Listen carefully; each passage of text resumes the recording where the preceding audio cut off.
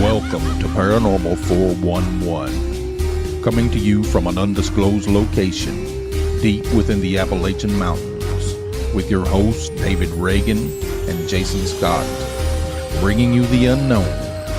You're listening to Paranormal 411.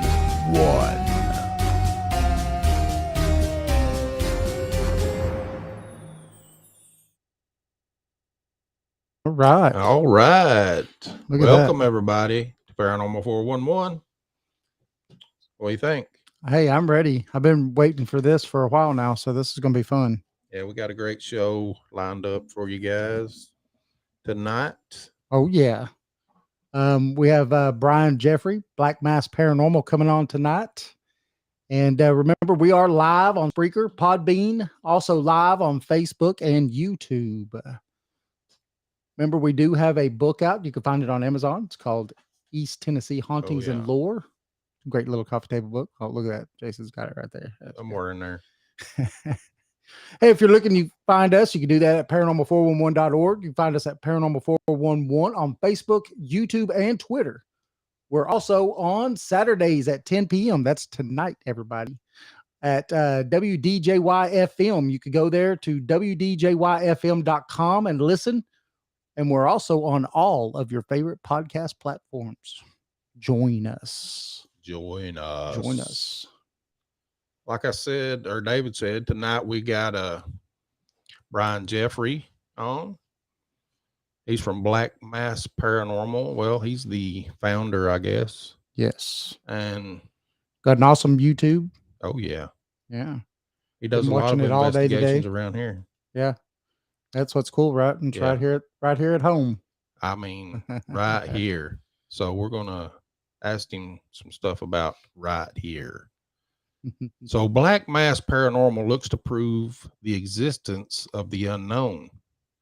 Brian goes out to the most haunted places in America in search to answer the question of what happens when we die. I like that. He explores abandoned locations and looks to prove the existence of cryptids by using his military experience. Oh, we want to thank him for his service. Absolutely. Brian travels into the deepest parts of the Appalachia to prove the existence of cryptids. He uses thermal cameras, night vision cameras, trail cameras, full spectrum cameras in order to try to capture images that often are missed by the human eye. Brian wants to use his channel, Black Mass Paranormal, on YouTube. I guess I've been watching it quite a bit here lately too, but you need to go look him up on there. But he uses it to educate and preserve the history of these locations for many generations to come. His journey started as a result of living in a house that was filled with paranormal activity. He was so overwhelmed by what he saw and what he experienced that he began searching for a way to prove what happened to him. He believes that we only understand a small part of our existence on this rock we call home. And his research allows for a better understanding of what is genuinely in our universe. Yep. That's a very good intro, I think. It is. All right, we're going to bring Brian on. Bring him on. Bring him on. All right. What's up, Brian? How y'all doing? Oh, great. Good. Great. How about you? Doing good. A little bit worn out. Been out running around the mountains all day, but it's a good day. Did you catch anything good while you was out there? So yes, I did actually. And it's really kind of what happened to me today really kind of changed my perspective of the dog man. So, well, I guess I can go ahead and talk about it. Why not? We're on a podcast, right? Yeah. Right. So I went out, I was all by myself, to Frozen Head State Park. It's the area that I was in is right behind Brushy Mountain State Penitentiary.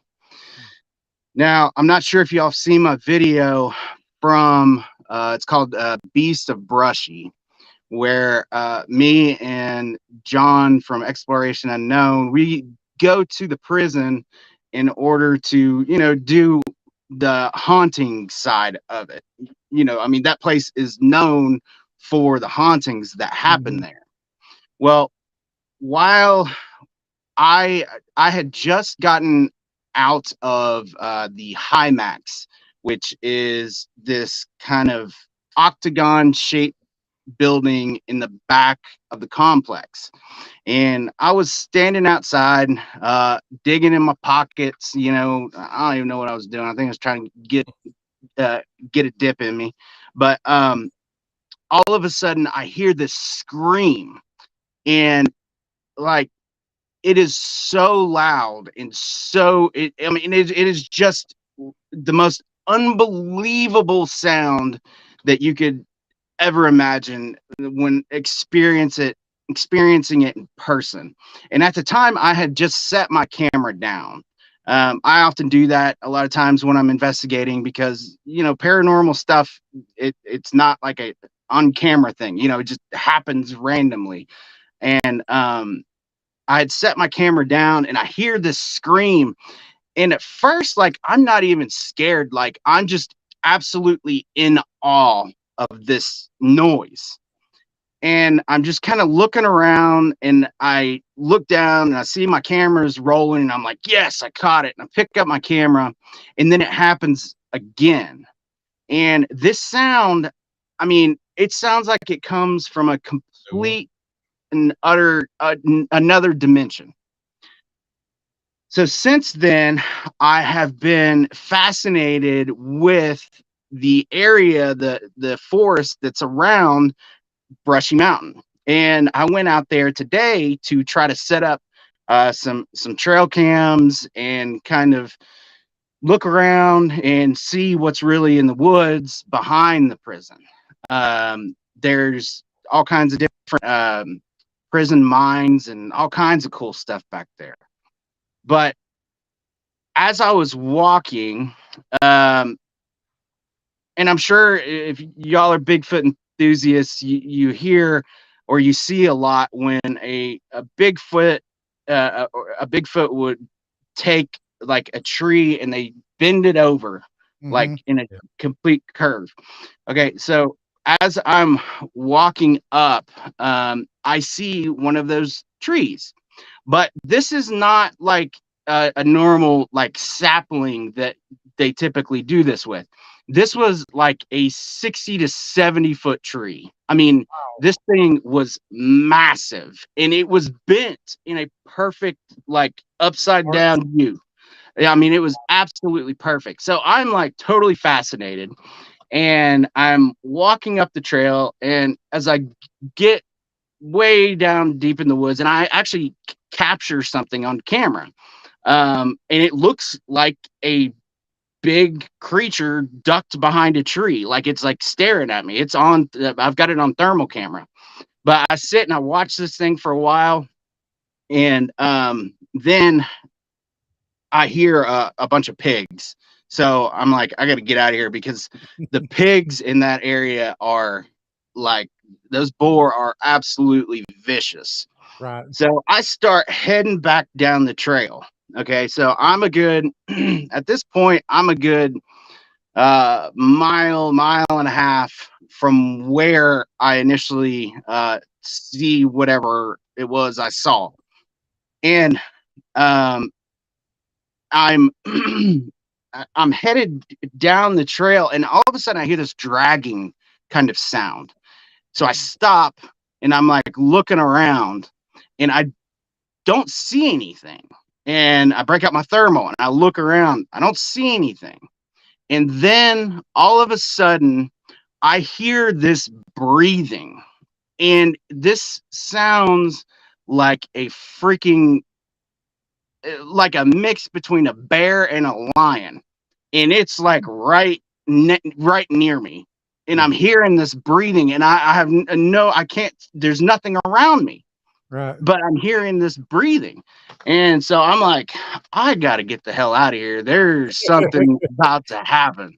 So I leave, and you know, after I left there, I'd start thinking about, you know, all of this stuff that has been coming out in the news about the establishment of, like, you know, UFOs and the types of crafts, and how they could be dimensional crafts Mhm. rather than coming from another planet. Yep. And I'm sitting here thinking that I just experienced, more than likely, a dog man about to come into our dimension. I don't know exactly what was happening. It's really, even now, like, my brain is really, I can't comprehend what happened. It's really confusing, but it was a pretty amazing experience. Not to mention, there's so many rattlesnakes up there. I don't know if you all are into, like, reptiles and mammals and stuff. I am. I'm a total nerd. I love all of that stuff. But there was so many rattlesnakes up there as well. And as you're walking through this forest, you can just hear the rattles.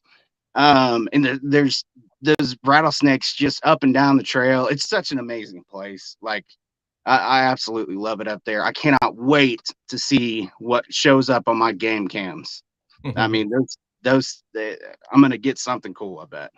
So, That's a nice place up there. I mean, oh yeah, I used to ride bikes up there all the time and stuff. So it's oh really yeah, nice. Yeah. that's Yeah. cool. So, yeah, I love it up there. Yeah. So, what kind of got you into doing the paranormal? I know Jason talked a little bit earlier about, you know, on your intro and everything, where you had a haunted house that you lived in and stuff. Yeah, Uh, yeah. so Um, go ahead. I've always been, ever since I was a kid, my mom was really into the paranormal and the haunting side of it. She was really into the spiritual side. But so I was kind of always, you know, in and out, depending, you know, on what my mom showed me, until I moved into this house. This house was built in the, like, late 1800s, and like 18 it was like 1890 something. um the house that we had lived in, uh all of a sudden we just started having all of these just spectacular paranormal events. And it really started off with one, and it happened, it was like in the middle of summer, in East Tennessee. You know, it's humid and hot and just nasty, and you can't keep your house cool. Not to mention a house that was that old. You know, it just doesn't work that well. And I was sitting on the couch, and this was like in the middle of the day, and I look down the hallway, and I see this black mass at the end of the hallway. And at the time, like, I seriously thought somebody had broken into the house. So I jump up, I run to the end of the hallway, and by the time I get to the end of the hallway is so cold that I can see my breath.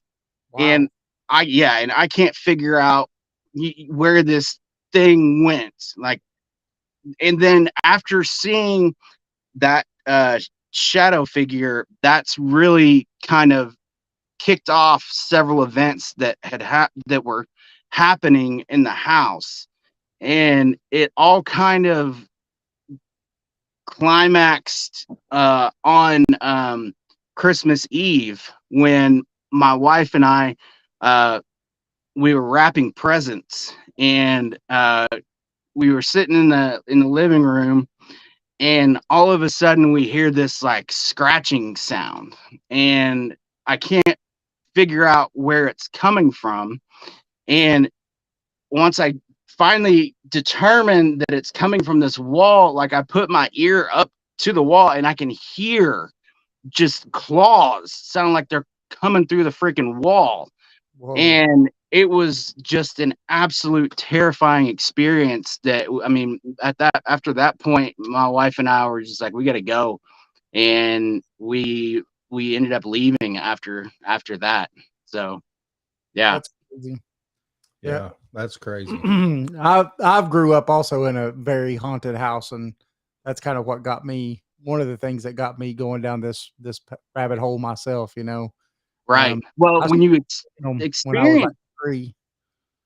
when you experience, I feel like it's a lot different when you experience something in your own home Mhm. than rather, going to a haunted house. When you're in your own home, it's like it hits at a different level for some reason. And um I never really understood why, but it's enough to spur you into just an absolute obsession and send you down a rabbit hole. So Yeah. ever since then, I've really just been trying to find ways to, um, one, relive that experience because it was so fascinating. I mean, it was terrifying at the time, because you know I'm not the same person as I was back then. I'm a little bit more open to it now. Um, but trying to find a way to show that and share that with other people, that way if somebody else is having that problem, they can not feel like they're crazy, Right. because Yeah. that happens a lot too. Well, the first thing that most people try to do is rationalize things like that. And Right. that's the first thing I tell everybody. You do not rationalize it because it's not rational. It No. doesn't fit in this box, So, Yeah. because you're going to bang your head on the wall all day long trying to rationalize it. Oh man. Yeah, absolutely. And it becomes such an amazing obsession. It's like a drug, really. I mean, once you get into it, it's just like, where's the next part of it? What else can I find? Yep. And it just takes you to another level of understanding who we are on this planet. You know what I mean? Yep. So yeah. You see Eddie there. He's like, tell Brian he needs to come get a pizza and chat with me. Right on. Yeah, I've been meaning to. Oh, I've been crazy busy, um, filming a lot. So, best food hands down around here, if that's for sure. oh Um, yeah, but that's what I hear. yeah, it's good, I tell you. Growing up in the same type of situation, opened my mind up at an early age because I started seeing these things at the age of 3. And, Oh so wow. then I started going down all these rabbit holes, right? Yeah. And I still do see these things, but they just look like regular people. I mean, they don't look any Yeah. different. And, there's no missing feet or anything like that. It just looks like people. Yeah. Um, but it's opened my mind up and made me start looking for Bigfoot and actually, coming to the realization I mean, I know he's alive because I've seen him. Oh I'm yeah. a long haul truck driver, and I actually saw him when I was in Washington State driving one night. So he ran out in front of the road in front of me. Is that pretty much similar with you? Is that what opened you up towards that, or what Well, got you I interested actually down had that an rabbit hole? experience. I had an experience. My brother, we were, um, my brother had a baseball game, and where the baseball field was kind of like back in these woods. Basically, they had the park, and it was before all of this development.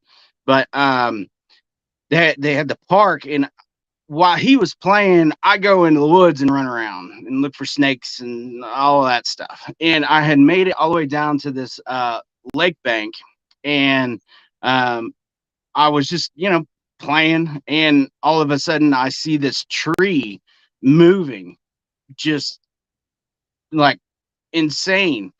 And then I see this huge black mass across, because it was kind of it was in kind of like a cove. So the area that I was in, like, I knew it couldn't get to me without jumping in the water.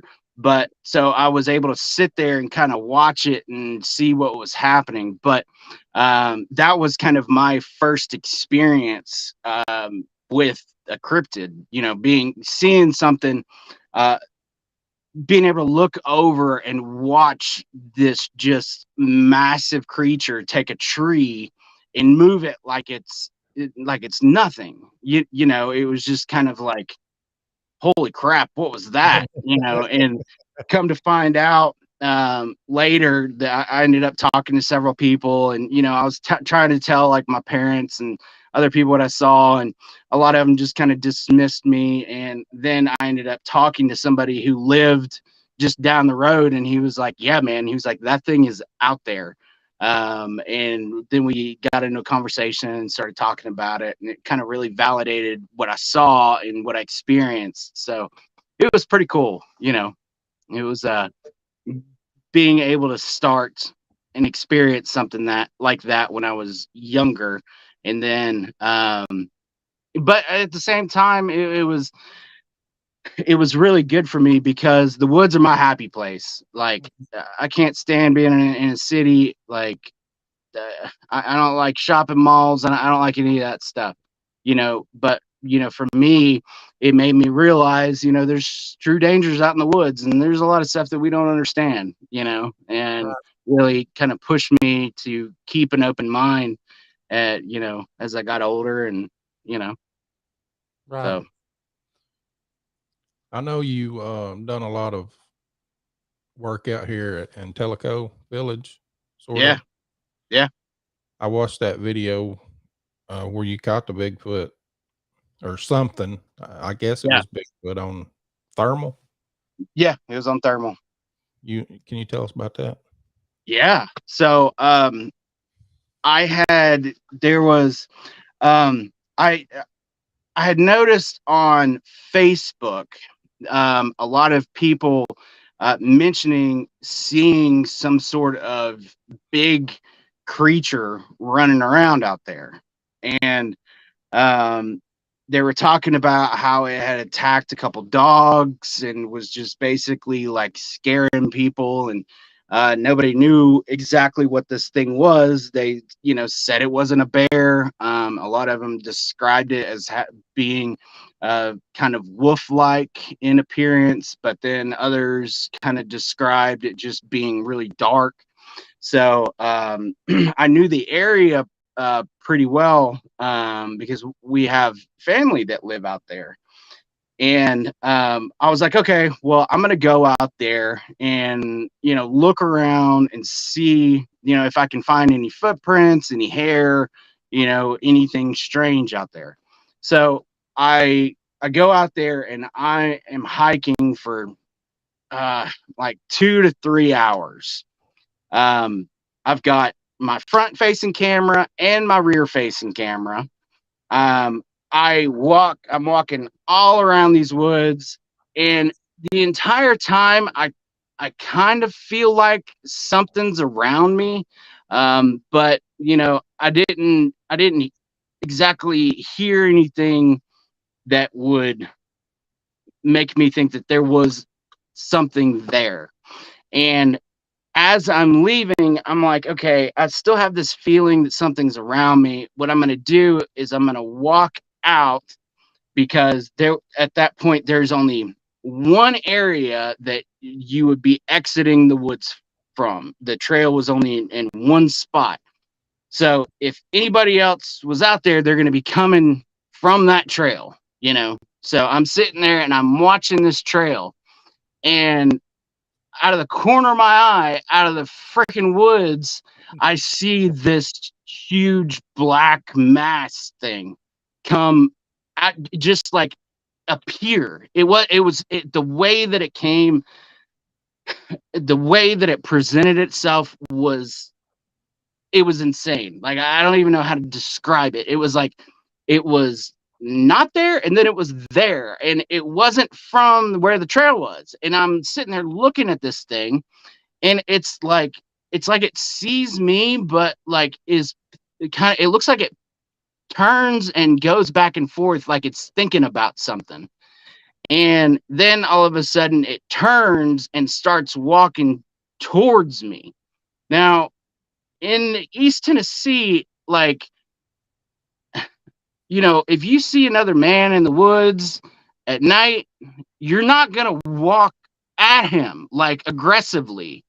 And at this point, I'm like, holy crap, because this thing, I mean, it was about 8 foot tall. There is some sort of drainage culvert thing out there too. That, I mean, this thing is, I measured it, and it's I can't remember. It's over 6 foot. Okay, so whatever this thing was a good 2 feet above this thing in height, and its shoulders were just, I've got big shoulders, and it made me look like I was tiny. And once that thing started coming at me, like, it was ass and elbows, man. I just had to get out of there. Like, and I got caught a lot of criticism for leaving, but at the same time, like, I'm out there, I do this stuff alone, the majority of the time. And, when something like that does happen, you don't really know how you're going to react to it. Like, you're out in the middle of nowhere. I mean, I guess there is kind of housing, somewhat close by, but like, if this thing would have grabbed me, what's anybody gonna do? I mean, I could yell as loud as I wanted and nobody would even hear me. So it was just one of those situations that, I mean, that thing, man, I've been a little bit intimidated to go back, to be honest with you. A lot of my locations I will revisit. Heck, one of the locations I got shot at one time, and I still go back there all the time. Probably ran on someone's pot patch. Yeah, I watched that video too. Yeah. I don't know what was going on in there. It was that or something. Somebody was making something out there. So yeah. So, but there's something out there, and come to find out, I'm sure you all have heard Scott Carpenter. That sighting happened, and I've watched a lot of his stuff, and I don't want to give away any of his research areas, but where that occurred was pretty close to what I believe to be one of Scott Carpenter's research areas. I used to take ginseng and stuff all the way up in Crossville all the time. Yeah. Way back They in the had got signs up all over the place in Frozen Head. Now that you mentioned ginseng, that you're not allowed to dig up there. Yeah. So go ahead. I was going to say, you just talking about Scott Carpenter. Is that the video that he saw the portal open up behind him? Is that the one? I believe so. Yeah. So what's your take on? That was the question I was going to ask. What's your What's take? my take? So which are you in? Are you in the only flesh and blood? Are you in the it could be dimensional, or are you somewhere in between? Yeah, you've been doing this for a few years. You pretty know. At this point, I'm kind of somewhere in between, to be honest with you. And my perspective has completely changed since I actually got into this research and was in doing it, as much as I do. It's with the dogman side of it. I believe that is dimensional. I didn't really think that 100% until what happened to me today. Today really kind of changed my whole thought process in the way I interpret this creature. And if you listen to the Beast of Brushy, the sound that it makes, like, it sounds like it's coming from somewhere else. Like, it doesn't sound like it's coming from the woods. It sounds like it's coming from a different world. The way that it echoes, the way, I mean, it just, the sound of it, man, it's just on another level. As far as Bigfoot goes, I had a close up and personal experience with a Bigfoot. So for me, it's very much he's flesh and blood, because I had gone out to this location, and I was going out there as for a dogman sighting, and I had gone over to this one side, and really, what's really interesting is that dogman sightings often occur in a specific kind of wooded area. There's a lot of pine and a lot of cedar. That's where a lot of dogman encounters happen. Now, on the other side of this location, there's not as much pine. There's more oaks and maples and stuff like that on this other side of where I was. Now, I had spent like the whole day, tromping around the forest looking for any signs of dogman. And I eventually worked my way around to the other side. And as I'm walking, I look down and I see this giant footprint. I mean, it's huge. And I'm totally flabbergasted. I'm so excited. Like, I don't even really know what to do with myself, because it was really my first, like, real, like, this is a Bigfoot footprint. Like, I mean, I was just so excited. And, because, like, and even to this day, it's so exciting, because the footprint that I caught, it really, you can see like the toes, like the not just the pad, like you can see the toes structure of it. Like you could see the width of the heel in the way that it was like shaped, and it was so amazing. And then I hear this sound in the woods, and I'm like looking down at this fresh footprint, and all of a sudden I hear this just charging through the woods. And to this day, like, I still remember seeing this big, just dark black, like furry creature that goes like right by me and is just charging through the woods, full speed. And I'm like watching this thing, and I see it stop, and I turned the camera to myself. It was kind of funny. I turned the camera to myself, and I cock my Nerf pistol, and I look at the camera and I say, I think I'm about to get eaten by a Bigfoot.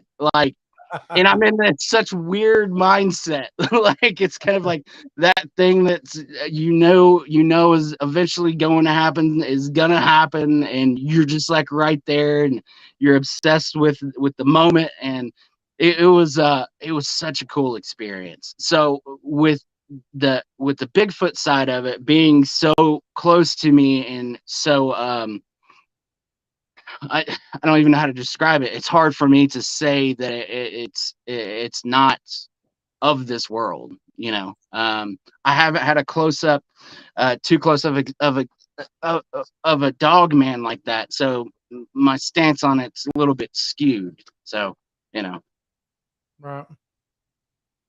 Well, I mean, we're I don't know. I'm on both sides of this, as far as what I believe, because do I believe that it's flesh and blood? Sure, because you could see footprints and you could see all yeah, these things, right? I mean, they get hair samples, they get all this stuff. Why can't it be both? Well, I mean, it can. Yeah. That's where I was getting at. Oh, yeah, You just popped in there, Read but your no, mind. that's serious. Yeah. But it could be both. It could be a flesh and blood creature, just not from here. yeah, I mean, which is possible too. I mean, because there is Native American tales that talk about these right, creatures, but also talk about orbs that follow these creatures, yeah. and stuff like that. So, I mean, I don't know. Yeah. And those orbs, man, I've seen the orbs, and it's so fascinating to see. Like, it's just, I don't know. And that's another thing that's why I got into this, why I want to share it with people, because when you see something like that, like, yes, it's scary, but at the same time, it's so beautiful. You know, it's just like, I remember I was out in the woods one time, and I saw um, this light just kind of come out of nowhere, and it was this beautiful purplish, just round, just spectacular thing, you know, and it was just there and then it was gone, you know, and it's just kind of like, okay, well, I don't know what to do with that, but you Right. know, it's cool, you Yeah. know. But and then on the haunting side of it, um, that's, in my perspective on that, has changed a lot too. Me personally, I'm a Christian. And I catch a lot of flack for going out and investigating and things like that. But for me personally, I feel like it's important to show people how real this stuff is. You know, Mhm. that there is something to the afterlife. It's not just a light switch. Right. Um, but there's also different layers to, in my opinion, our existence. You know, I think a lot of the hauntings that do happen, um, are, we're experiencing just kind of a different layer of time, you know, that just kind of happens to overlap. Yep. And that's when, you know, we peek through and we see this stuff. So a lot, you know, a lot of it, I would say the majority of it is not bad, but you know, there is negative stuff attached, to the spiritual side as well. You know, that can really wreak havoc on you. For instance, one night, this couple had just bought a house out in Loudoun County, and it used to be a candy factory, and they said, they were like, we've been having some weird things happen. We're doing a lot of renovations to the house, which that's when a lot of this stuff happens. Yep. And I want you to come out and see what you can find. So I go out there, and I make contact with what I believe to be a little boy. Okay. So I honestly, I let my guard down and I shouldn't have done it. And this was an experience that really changed my life as well. Um, Not only personally, but how I investigate. And so I've got a couple of different, like, toys that I use to try to get interactions, and I'm getting pretty solid, like, responses, like, the whole night. And I come home, and I've got a little, I don't want to say ritual because it's not a ritual, but a little process that I do before I get home, to try to keep Cleanse. things from following me. Okay. Yeah. A cleansing. Yeah. So I come in and I go to bed and I'm asleep. At least I think I'm asleep. And to this day, it's kind of weird because I don't know exactly how to describe what happened. But I'm laying in bed and I feel like I'm dreaming, but the little boy is there and he's standing next to my bed. And he's trying to talk to me. He's trying to tell me something, but I can't understand what he's saying.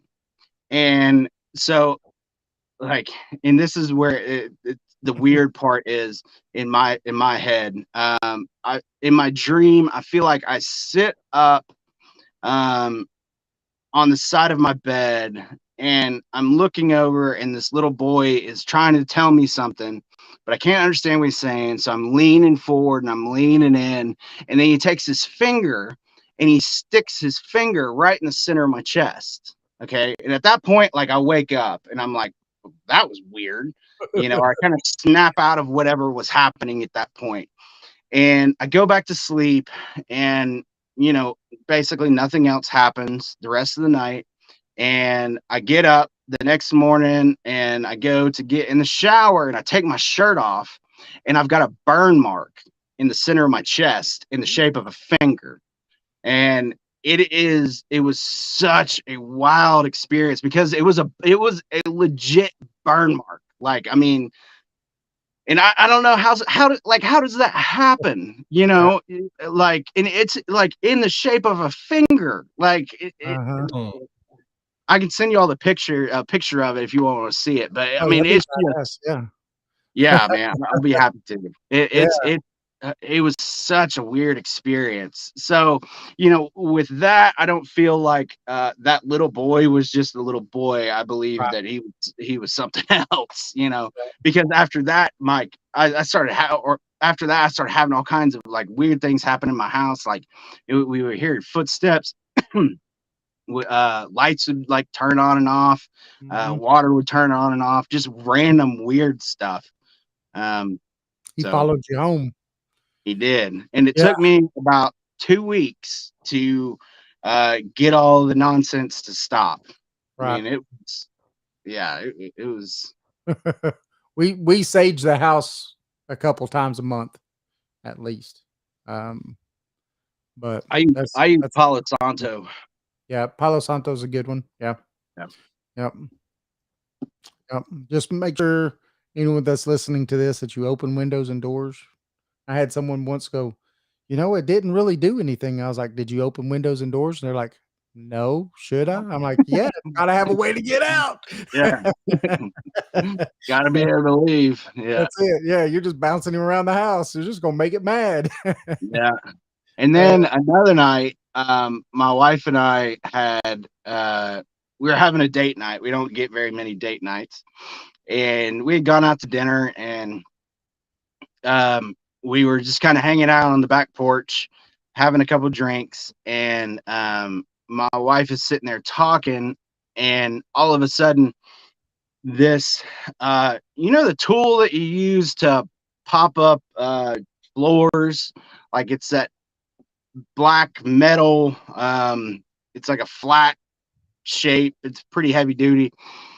One of those I had used. I'd said I was going to use it. I never used it. I'd set it on the back porch and it was sitting there, you know, for like 3 years. All of a sudden, this thing comes flying over her shoulder and hits me just out of the blue. And yeah, it was a heavy piece of metal too for something like that to happen. And after that experience, my wife was pissed. She was like, "You are not bringing anything else home. Like, we got to figure out some sort of system because we're not putting up with that stuff in our house." Yeah. So we already left one house. We're not going to do it again. So yeah. Yeah. Well, I had something similar to that happen once before. We had a neighbor of ours who their son was really close friends with my son. And his little sister had this spirit, we'll say, that kept telling her to hurt her other sister Oh gosh. and screaming at her, right? So I said, can you draw me a picture? And so she drew me a picture. And are you familiar with the black-eyed kids? Mm-hmm. Okay, it looked like this, but its mouth was wide open and it had like multiple rows of razors. It looked just like shark's teeth Oh in my its mouth. God. And so Jason and I at the time worked together. So I took it, folded it up, put it in my pocket because I was already at their house, you know, just looking around, especially since it was, you know, doing this to a little girl. And so I think I'd found the piece of furniture it was attached to. And I was pretty sure I was. And I told it before I left that I was going to come back and get rid of it. And took that piece of paper, set it on top of the microwave, got dressed for work, and came back out to get the piece of paper, and it was gone. And my wife's like, I didn't touch that thing. So I start looking everywhere in the cabinets up above on the set of dishes, 2 shelves up above, that paper was sitting up there. Oh Lord. And so I got it, put it in my pocket, closed it, went to work, showed Jason. was like, okay, you know, we already got permission. We're going to come back tomorrow. And so after work that day, went home, regular normal stuff, went to bed. Now the smoke detectors in the house were wired in. There's a battery backup, but they're hardwired in. Yeah. About 3 o'clock in the morning, the one right outside my bedroom just goes off. I Gosh. jump up, open up the door. As soon as I open the door, it went off. Really? I mean, it just stopped. Yeah. And I told it, I said, I know who you are. And I Yeah. didn't give you permission to come into my house. I said, you Right. will leave. I said, and in the morning, I'm getting rid of you. Yeah. And never had a problem with it at my house again. But when we went to go over there again, they wouldn't answer the door, wouldn't answer the phone, nothing. And I think it was an oppression situation where it wasn't just the little girl, it was the whole house. Yeah. And Yeah. and so we never got to get rid of it for them. Well, you know, also I think and this is so weird. I actually think that we grow out of being able to see spirits and things that adults don't see. And you know, because it's so fascinating to hear stories like that, you know, for somebody to be able to draw a picture, like where would that idea just come from, you know, without actually experiencing it, you know? So I really think that it's something that we train our brains to kind of get over and move past and almost block it out. I think, You know? you know, a lot of people throughout their lives are told, oh, it's just your imaginary friend. It's fake. It's Oh, not yeah. real. And so that puts that block in your mind. Yeah. And luckily, I didn't get told that as a kid. I was actually encouraged as a kid of what I was seeing. So I think Yeah. that's why still to this day, I still see these things, is because I was actually encouraged as a kid. And it's weird because I grew up in a very religious household. I mean, very Yeah. religious household, but I was encouraged, and not only by my mom and stuff, but also by the pastor at the church. Oh, wow. And yeah. He's like, "Oh, that's a gift from God." And I was 3 years old. I was like, you can have it. You want Yeah. this? Please. Yeah. Take-" Yeah, But that's true. I don't know if I'd be able to handle that, man. Golly. Yeah, I've got this mirror that y'all may have seen the video on. It came from the Lawson um house where basically the whole family was slaughtered in front of this mirror. And this mirror attracts snakes. And it's the Ooh. weirdest freaking thing. Like I have to keep it. I can't keep it in my house anymore because we would hear footsteps just like all around this thing, and you'd hear that chatter. It's not really whispering, but it's like really fast, kind of like a whisper. It's terrifying sound Right. coming from this mirror. And I was at a creepy con, okay, in the Jacobs building, and I had this mirror with me. And I was showing and talking about the mirror, and in the Jacobs building, okay, this mirror is sitting there. I just got done telling these girls about the story of the mirror and how it attracts snakes. Okay, so my back's kind of turned to the mirror, and I'm looking at them, and all of a sudden I see their faces just be like, they're just completely awestruck. And I turn around, and there's this guy standing in front of the mirror with two snakes, with his back to the mirror. Like it's like he doesn't see the mirror, but for some reason in that entire building, he managed to work his way over to where I was and was standing right in front of this mirror that was set off to the side. Like it wasn't like it was like out in the way. Like it, you know, it's a mirror. I didn't want it to get broken. So it's like back behind where I am. And this guy works his way all the way over. And it's the wildest thing, man. It That's was crazy. yeah. Yeah. And I don't know what to do with this thing because, you know, I can't get rid of it. And I can't break it. Like I don't want to put it on somebody else, you Right. know.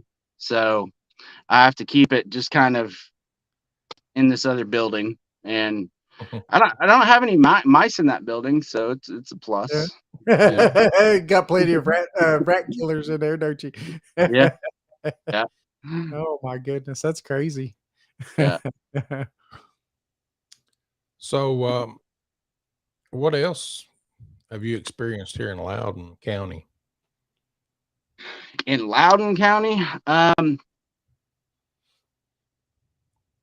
well, the Bigfoot where I found those prints is in technically I think it's in Greenback, but you know it's basically right there.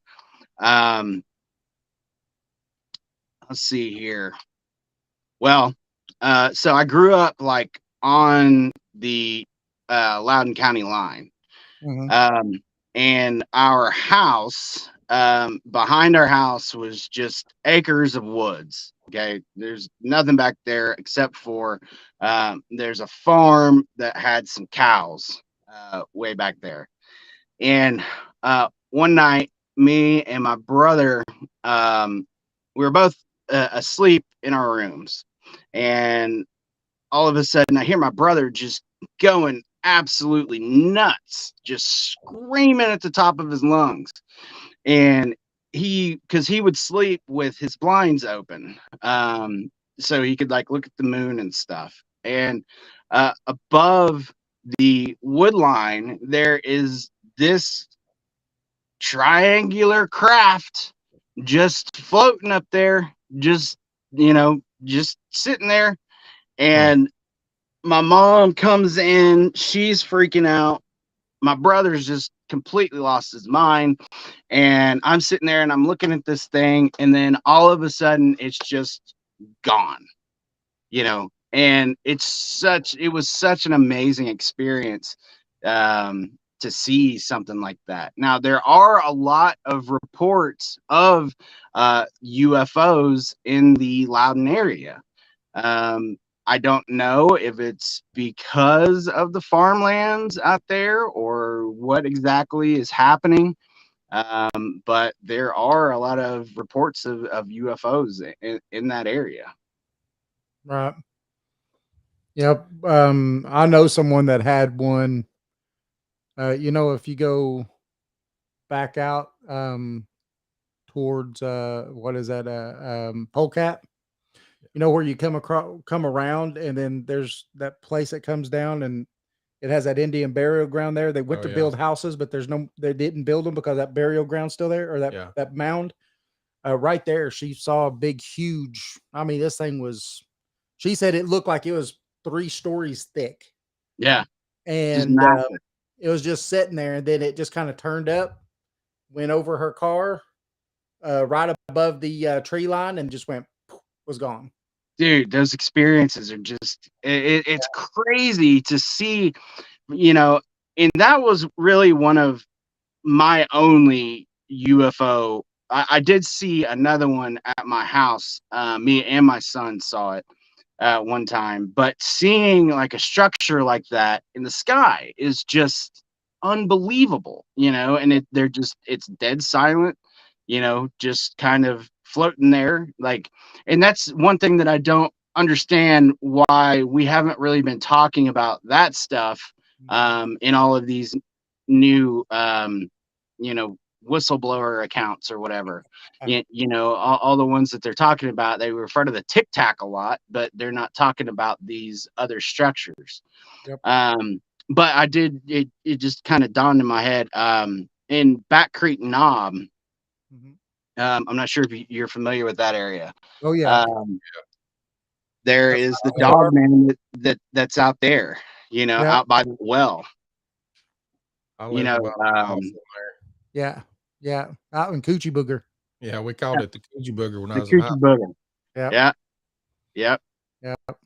Yeah, we used to, in high school, we used to bring girls out there and scare them. Yeah. That was the spot. Yes, sir. Yeah, we've been out there and done. We try to do some investigation. The problem is that if you don't really get dropped off, the road is so small Yeah. But if another car goes to come through, you have to pack up and go because they can't get around you, you know? Yeah. Yeah. There's that one spot by the well that you can park, and that's about it. Yep. Yeah. Me and John were out there, and it was the weirdest thing. Sorry, it's my AC condenser, the drainage thing. Um, Me and John were out there, and we were driving down those back roads, and I mean, those roads, they're tight, Yeah. and we're driving down the road, and John he slams on the brakes, and he's like, "What in the heck is that?" And we see this jujitsu like wrestling doll just on the side of the road, just sitting there. Really? Yeah, just out in the middle of nowhere. And it was that and a couple beer cans, which was pretty funny. Imagine just some that- hillbilly out there working Yeah. on his jiu-jitsu. Drinking some beer. Yes, sir.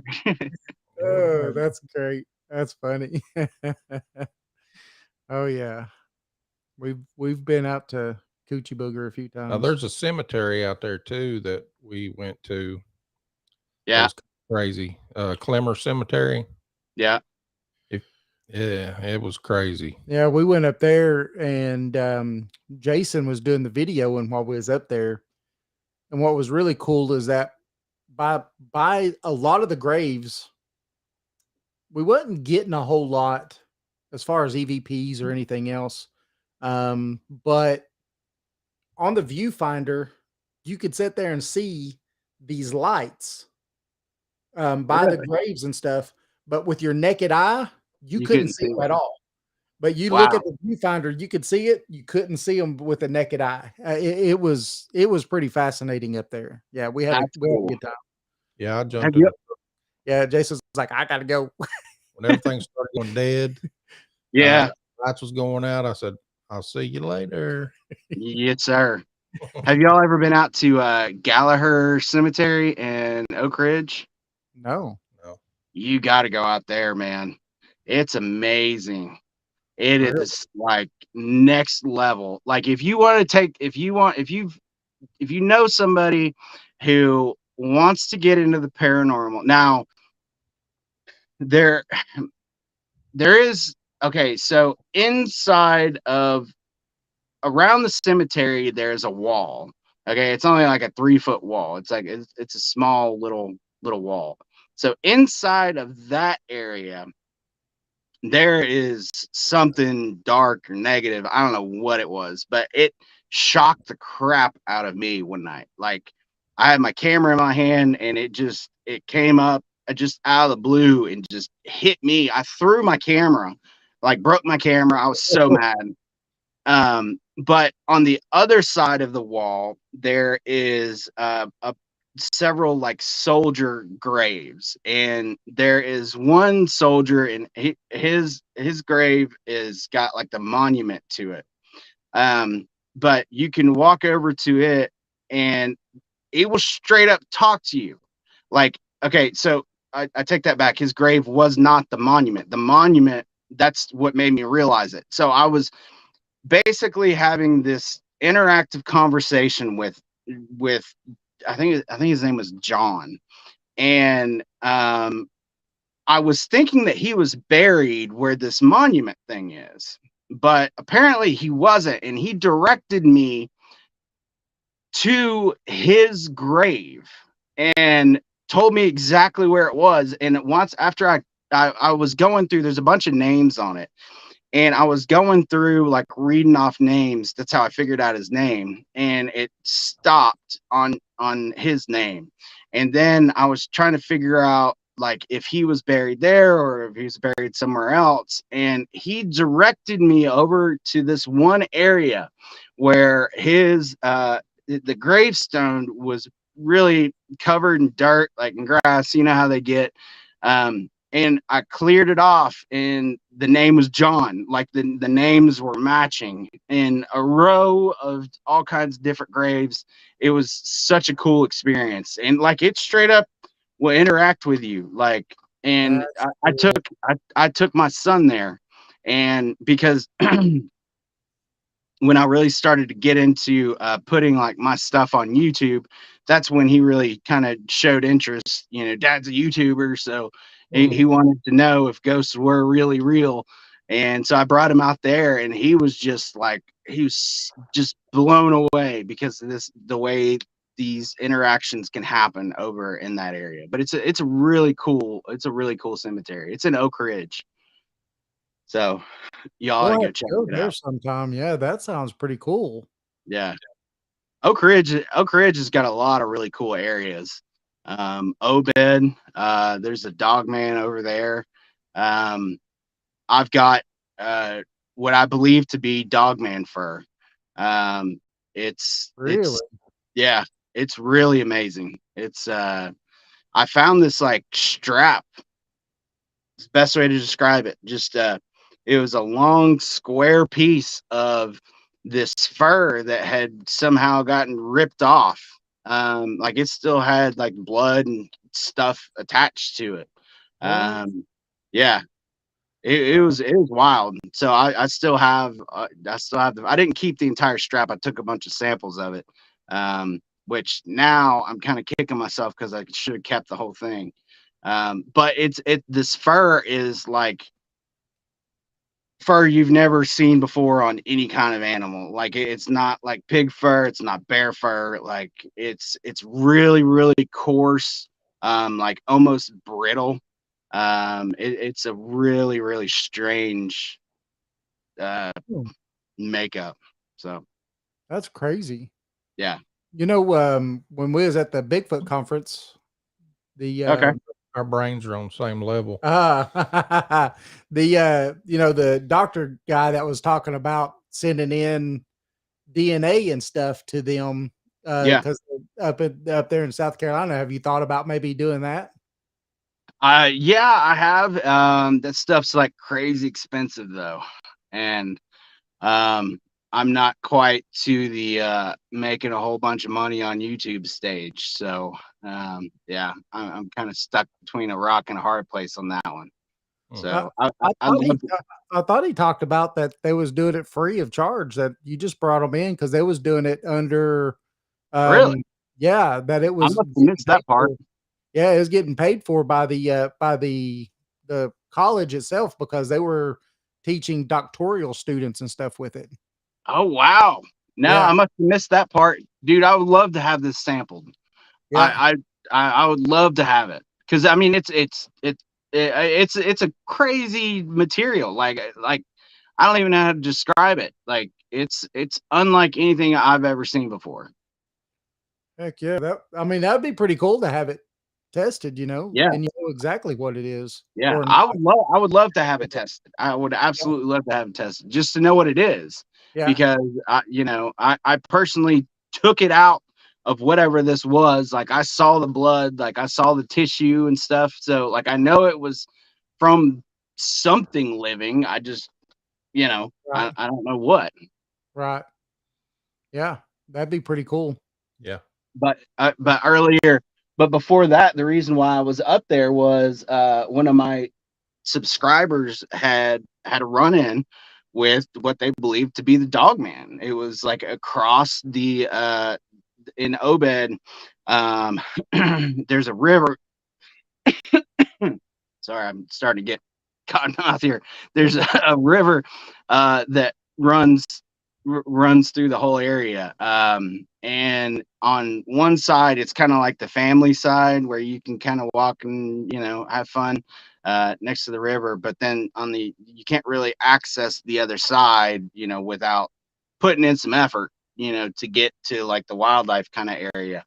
And she said that she saw this just crazy wolf like thing just all of a sudden stand up and was on the other side of the river. And then I go out there and I'm in that area where she sees this thing. And sure enough, there's some sort of crazy uh, fur out there, So, That's awesome. It is. That's pretty awesome. yeah. We're gonna take a quick break if that's all right. If you got, I know we want to get into the the feral people too, Yeah. just a little bit if Yeah, you got that's- time. What time is it? 9 o'clock. Kind of pool. Yeah, we can talk about the feral people a little bit. Yeah. I am gonna have to kind of wrap it up though. Here's relatively So, soon. let us take a quick break and then we'll come back and we'll go into that. Okay, That's cool. okay. All Yeah, right. let me go. I'm gonna run up and grab a bottle of water. So, Okay. Sounds Thanks. good. Okay. All right. All bud. All right. We've been talking with Brian Jeffrey, Black Mass Paranormal. And this is Paranormal 411. Your host, Jason Scott, right here. David Reagan. Ooh, this guy right here. Hi. This guy up here is See, that's Harry. I'm directly. You see how I'm directly? He's right in front of that. You see how that works? I don't know. Now we are live on Spreaker, Podbean, Facebook, and YouTube, and we do have a book. It's on Amazon, right? Called East Tennessee Hauntings and Lore. Yes. And remember, tonight we're also on WDJY FM at 10 p.m. You can go to WDJYFM.com and listen to us. You can also go onto our webpage, and right there'll be a little link that you could click on, and it takes you straight to their online where you can listen to us. So, but definitely check us out. We're going to take a quick break. We'll be right back with Brian Jeffrey right after this quick break. Quick break. Say it twice in a row. Hey, this is Eddie from Legends and Lore Pizzeria in Madisonville, Tennessee. Cool little pizza shop with a paranormal and cryptid theme. Just voted best pizza in Monroe County. Follow us on Facebook at Legends and Lore Pizzeria to get the latest updates and hours, specials, and new menu items. Thanks for listening to the show. You can find us on Facebook and Twitter at Paranormal 411. Join us on the website at paranormal411.org. It's free to sign up and become a member. All of our upcoming shows are on the guest and events page. You can also listen to past shows on the website as well. And if you like the show and want to support us, you can do that by becoming a premium member for only $2 a month. Thanks for listening to Paranormal 411. Join. In a world on the edge of oblivion, go to paranormal411.org for all of your paranormal, extraterrestrial, and cryptid needs. This is Jeff Reagan of the band Catalyst. Visit Paranormal 411. Click on our link on the right-hand side to listen to or purchase any of our albums on BandLab.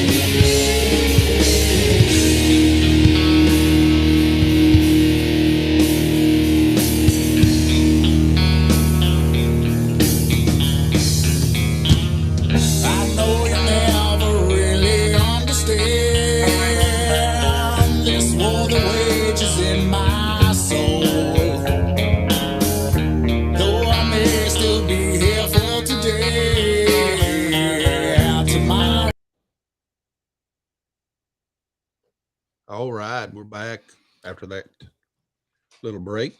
Nice little break. We're gonna bring Brian back on here. Hit the button. There he is. Ha I'm back. ha. Did you get you some water? I did, man. Yeah, I did I'm the same dehydrated. It was hot out there today, man. It was yeah, it's been hot lately here. I mean, I guess it wasn't too bad up there, but it was still pretty hot.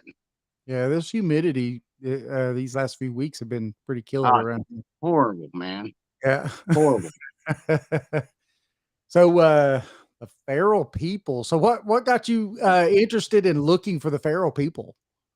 That's Well, that's an interesting topic. so if you live in Appalachia, it's I'm sure your grandparents, it was just kind of like, at least it was for me, part of our culture to, talk about you know, the people living in the woods and, don't go out in the woods at night because, of the people out there. And I feel like that there was this kind of stigma, in Appalachia about about the feral people. When I first started talking about it, the backlash that I got was just unbelievable. Like yeah, oh, I was getting death threats.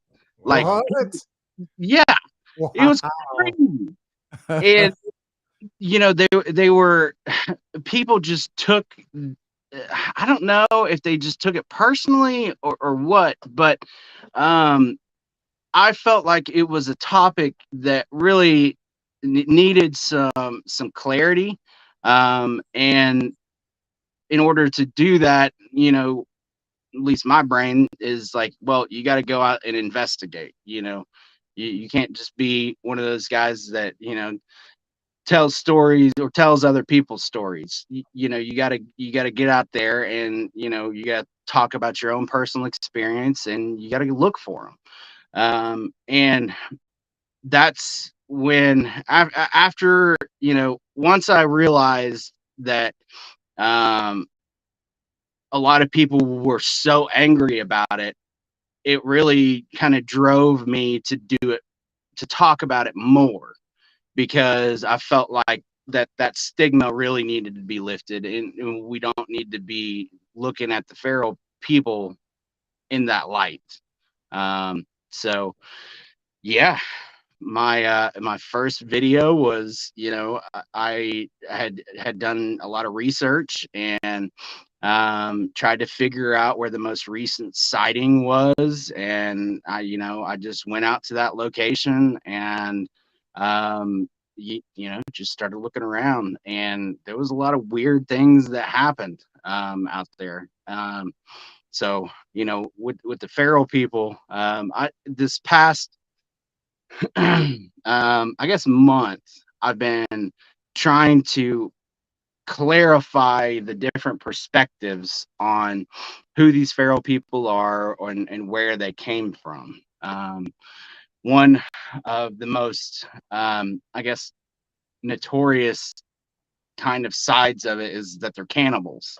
And I actually had somebody reach out to me whose son was a flight medic in Kuwait, and then he moved back home to North Carolina and worked as a flight medic for his local EMT. And one day they had gotten a call on a one of the back roads in North Carolina, uh, right there on that North Carolina Tennessee line, and about a man that was propped up against a telephone pole that was extremely emaciated, covered in ticks, and like really like dirty looking, and had this really strange kind of look to him. Well, come to find out, he was severely inbred and suffering from a disease that you can only get by eating other human brains. Now, yeah. So they picked him up and they took him to, I want to say Chapel Hill, but I'm not sure if that's right in North Carolina. Maybe, but they took him to one of the main hospitals where they had later found out that the guy was severely inbred. And yeah, and well, then later I went to like my best guess to where I thought that they would be living along that line in the Tennessee North Carolina border, and I found some really weird footprints, just I mean out in the middle of nowhere.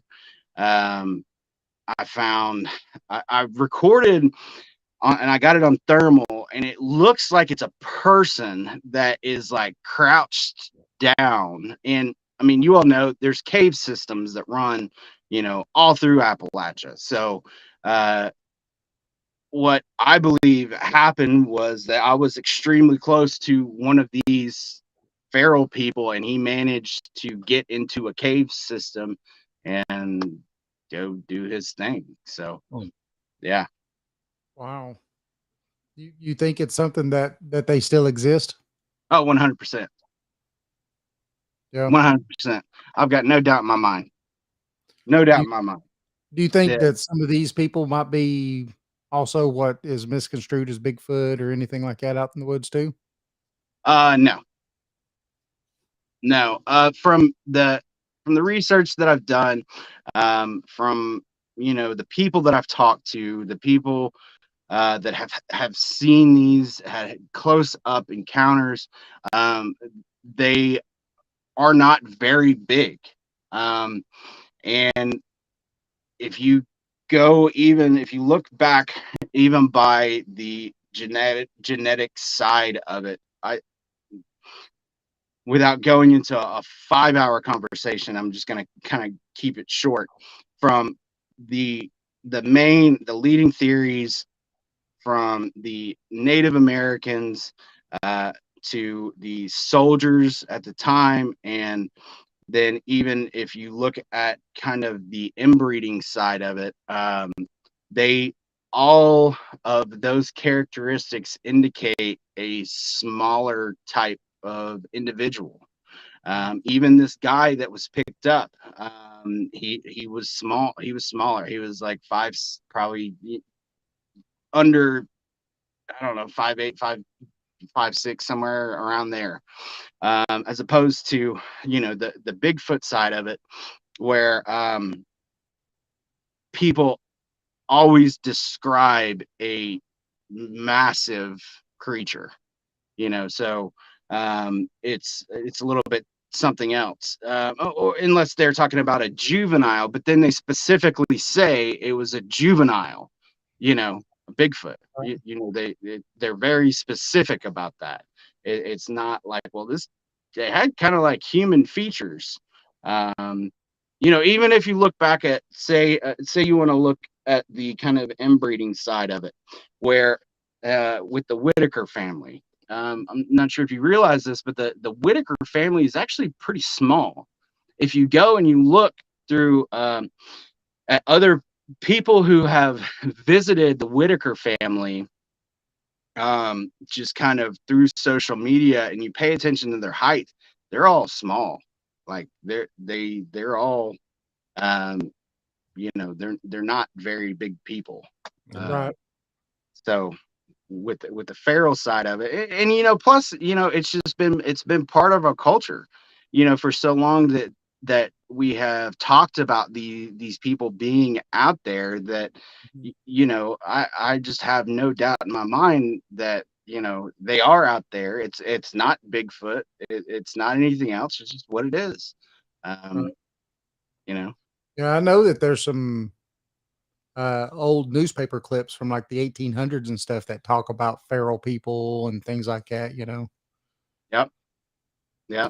And I really think it's a generational thing. I don't, at first, when I first kind of started getting into this research, like I looked at it as though, it could be people, running from the law, or people with, you know, drug issues and stuff like that, just trying to escape from society.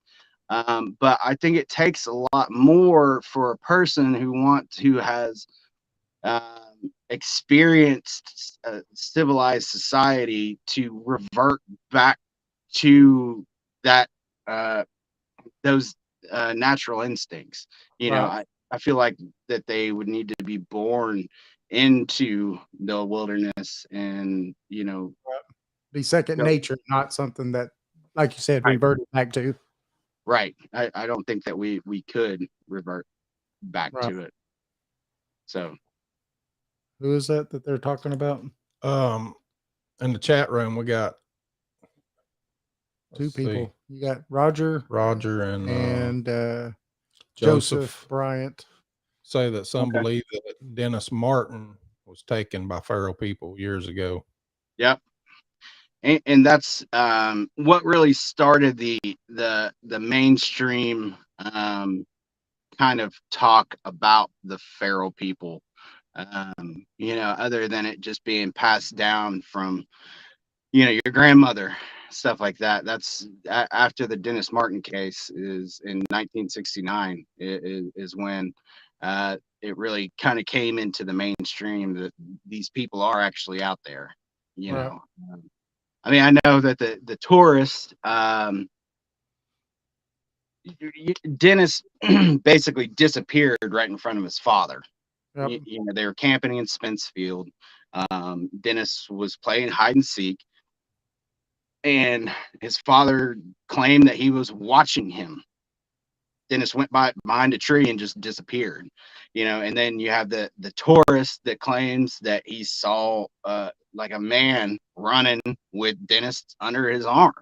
Now, why he would capture Dennis, I don't really understand that part of it, because from my research and from the stuff that I've done, I feel like that they are very evasive. They're like wild animals. If you go out in the woods and you see anything, it's gonna run from you. So I don't really know exactly what happened with that, but I'm glad that it got out into the mainstream because in my opinion, these people are out there. I'm getting ready to do a pretty big investigation in the Cades Cove area. So I'm going to be visiting the areas where Dennis Martin disappeared, where all the most recent sightings of feral people occurred, and it's going to be really cool. It's going to be really cool. That'd be awesome. Sounds good. Yeah. So I know you're tired. Yeah, man. You want to go ahead and give out your channel and everything where people can don't know can come Yeah, find. you can check me out mainly on YouTube. Black as in the color, Mass as in I can't think of it. Whatever. MASS Paranormal. So it's Black Mass Paranormal on YouTube. I try to post weekly. My days are usually Thursdays and Sundays. And I do have TikTok, and I've got a Facebook community. I'm not the best, but and I have Instagram. Facebook or Instagram is definitely the best way to get in touch with me if you're looking to talk to me. So, yeah, I get a lot of comments and stuff on my YouTube channel. I do my absolute best, but there's so many, it can get kind of overwhelming. So, yeah. Absolutely. Well, we're going to let you go because I know you're tired. Yeah, we Yeah, want to thank man. Thank you very much for spending some time with us. Yeah. This Hey, hour and a half. thanks for having me on. Maybe Yes, we sir. can do it again when you on your next investigations or something. Yeah, absolutely. Sounds fun. I'm down to talk paranormal for sure. Heck So, yeah. We love it. yeah. Right Maybe, on, guys. maybe you come to the bunker. Yeah, you can come in. We got studio here. We'll you can just Okay. grab the microphone. Yeah. Cool. Yeah, that'd be good. That'd be good. Then you could see the acreage we have here. Oh, nice. I Yeah. like that. Yes, it's the best. All right, brother. You have a good night. And again, Right. thanks. Absolutely. We'll see y'all later. Do it again. I'll send you that link for that radio station. Okay, cool. All right. Thanks. All right. See you guys. Good night. All right. All right. That was good. That was a Yeah. good interview. That was Brian Jeffrey with Black Mass Paranormal. And you could definitely look him up also on our website right now. You go to paranormal411.org. And if you scroll down right there where it says guests and events, you could click on him and see him there. So you can definitely check him out right there also and find all of his stuff. Because I think, Jason, you linked to every bit of it, did you not? Yeah. Okay. Yeah. So you could also go to our page and find him there. And we want to thank everybody for showing up, for listening tonight. We had a great show. Brian, that was pretty fun. We had a lot of fun tonight. A lot of topics, huh? Oh, yeah. We bounced around from Bigfoot to UFOs to paranormal to ghosts. feral people. I like it because he does it all. He Yeah. don't Yeah. just do one thing. Right. Yeah. You definitely spend all night talking about all the different stuff. So that was cool. Remember, we do have a book. It's on Amazon. It's called East Tennessee Hauntings and Lore. Check it out. East Tennessee Hauntings and Lore. Jason's going to throw it up on the thing. There it There it is. Okay, look at it. You just go click with your phone and you can see it. Oh, yeah. Also, remember, tonight we're going to be on WDJY-FM. That'll be WDJYFM.com, 10 o'clock. They play us from 10 to 11. And if you wait just a little bit, a lot of times here for the last 5 weeks, they've been throwing in a bonus episode. Oh, Been yeah. throwing in another hour after that. So if you want to re-listen to this episode, it will be also on WDJY-FM next week at 10 p.m. And you could also go to our website or any of your favorite podcast platforms. Join us. Join us. You knew it was coming, didn't you, Jason? Oh, yeah. Join us. Well, this was a great show. Thanks, everybody. Remember, you're listening to Paranormal 411. Your host, Jason Scott, David Reagan. Have a good night. Have a good weekend. Night.